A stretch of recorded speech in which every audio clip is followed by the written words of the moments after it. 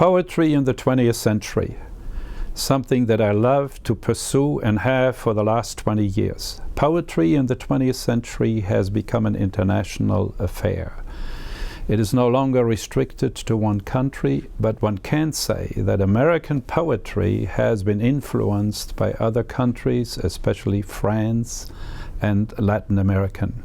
Most writers and poets of the 20th century have indeed profited from people like Borges in Latin America, Baudelaire and Mallarmé from France. These are samples of what poetry has come.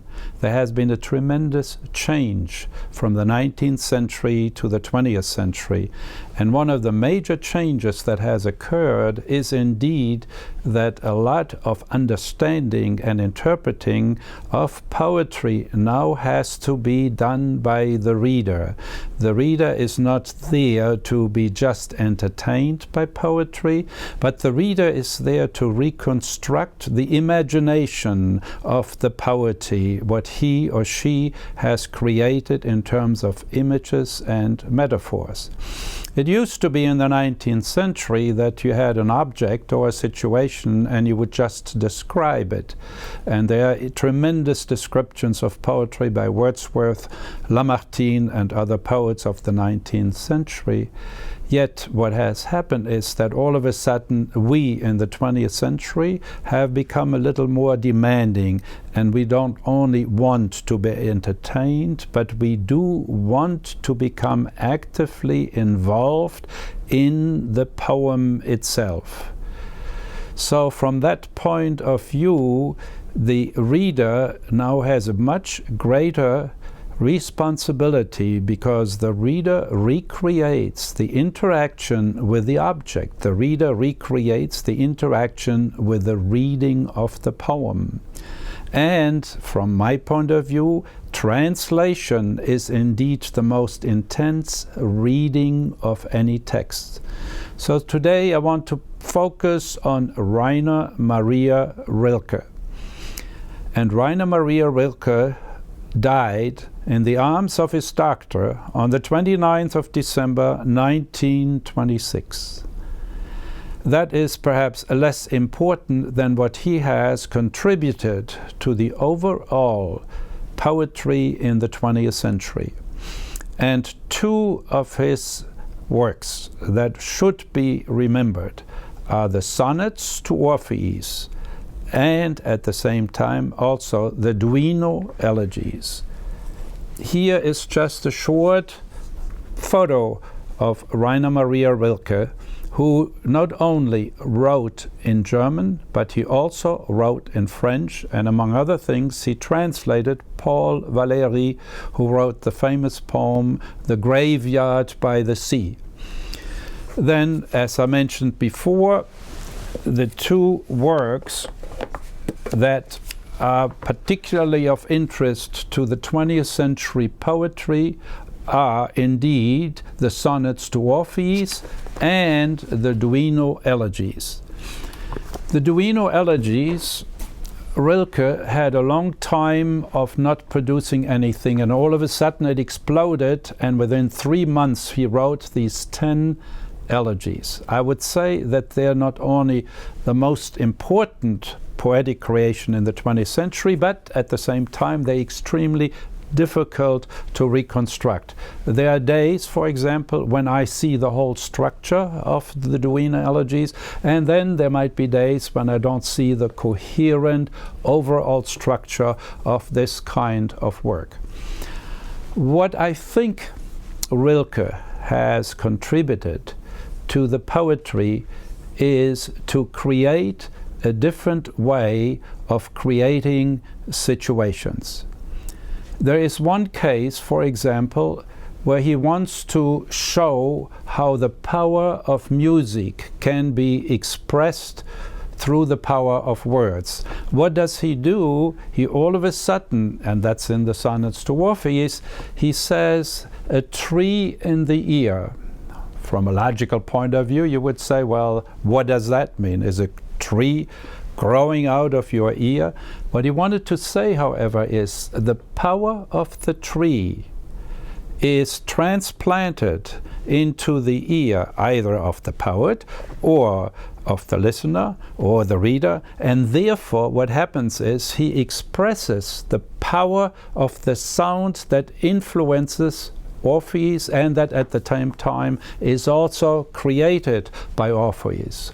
Orpheus, who is the singer, probably one of the best known singers of the Western world, he had power of sound, and the poet had to try to recreate that power through words, or in this case, through an image. What I, as the reader then, I have to build my own associations between the tree in the ear, which is a totally stupid logical idea, and at the same time, when I think about the power of the tree in the ear, I can make that association between the power of the sound being received, and the power of the sound being experienced. So what we're saying basically, that the change that has occurred in the poetry in the 20th century, we no longer describe the object. What are we doing? We are recreating the interaction, the dialogue between the poet and the object. And that seems to be, is to a great extent, the contribution of somebody like Rilke. The Duino Elegies and the Sonnets To Orpheus are very long sequences of poems. That is another characteristic of the poetry of the 20th century. We look at T.S. Eliot's The Waste Land. We look at Ezra Pound, the cantos. We look at Jorge Guillén, one of the Spanish-speaking poets who wrote canticos. They all go in the same direction. We are being initiated, we are being involved in the thinking of the poet, the poetic thinking of the poet, and therefore we stay inside the poem and we're not looking at the poem from the outside. There's one other poem that needs to be mentioned by Rainer Maria Rilke, and that's the poem called Der Panther, or the Panther. That poem, without doubt, has been translated at least 30 to 50 times. What I want to indicate here, that there is no definitive interpretation of any text, any poem, any drama, etc. But what I want to illustrate here is, at the beginning of the Panther, there we have the line, Sein Blick ist vom Vorübergehen der Stäbe. There is a word called der Blick, B-L-I-C-K. That word has been translated at least by 5 or 6 different words in English, and we have to ask ourselves, why is that? There is no such thing that one word can represent and reflect the internal movement of the German Blick, which is gaze, vision, glance, looking, etc. What is happening then, that the poet, or the translator in this case, in each case, had to make a decision what he or she was emphasizing, what that tells us, the reader. And also the translator means that there is no corresponding word, and we have to understand that there are no synonyms in the sense that every word is the same. So what we find out, if we go a little deeper into this, we will find out that the German word Blick, B-L-I-C-K, has 2 movements which cannot are represented through any word in English. What it means, it is the looking out and at the same time taking in what you see. None of the English translations that we have so far represents that double movement of a word. So what we're learning once again is that translation is the most intense reading, and we as the readers from a foreign text have to be keenly aware that there's also a difference, a separation between the original word and the translation, and therefore what is important that when we read translations, we need to be very careful to reconstruct what might be the original movement in the poem. There's one other aspect that goes with Rilke, and that's simply that he was obsessed with the notion of Raum. Raum means space. And I believe that's a characteristic of poetic thinking in the 20th century, that we explore new spaces.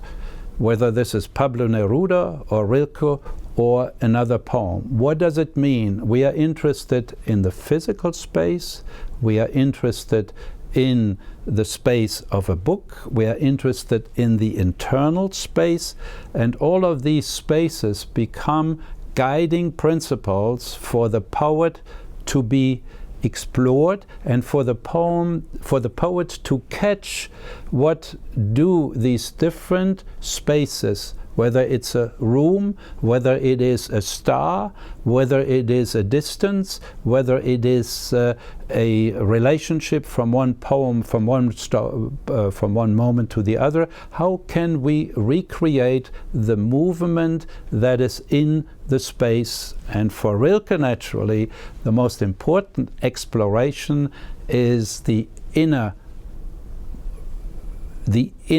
space. How can I recreate my inner space, which later on, if one wants to continue a little in the direction, is naturally the main object and subject of Marcel Proust in À la recherche du temps perdu, remembering of things past.